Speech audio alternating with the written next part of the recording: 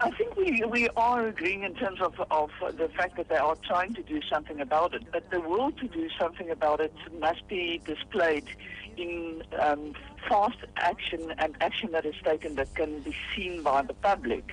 And that, I think, is what our concern was yesterday. When we asked them about what time these people would have been dealt with this 1,448, they said they couldn't give us a date. They couldn't give us a time that they themselves have set for themselves in order to see that the service is rid of these criminals.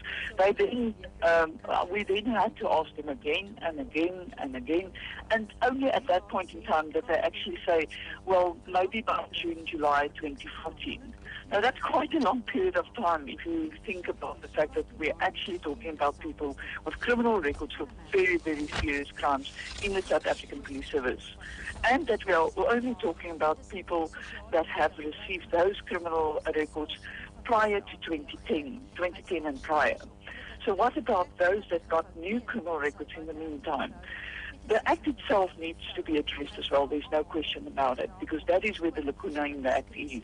And that is where it gives a discretion to SABC to look at this. What we are simply saying is that you can't have double standards. It can't be a prerequisite that you must have no criminal record in order to join the service, yet you are allowed to develop a criminal record while you're in the service. I want to deal with this issue that Lieutenant General Mazibuko, that is Ngaishane Mazibuko, appearing before you and saying, but there is a system in place to identify criminal police officers. Are you talking about the fact that the prior to becoming yes, members of the police service?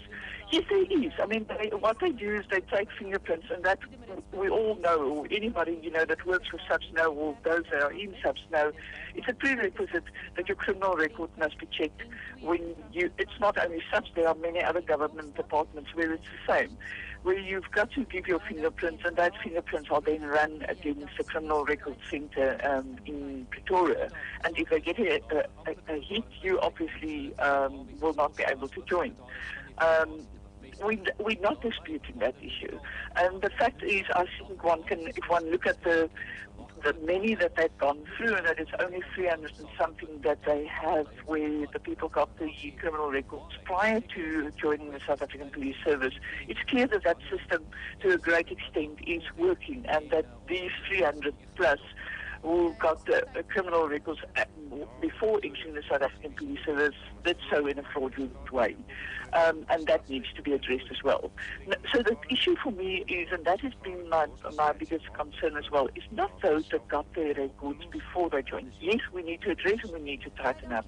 It's those people that got their criminal records while they were in the service, in the entrusted, wearing the uniform, carrying the firearm, and giving more powers than any of us do have.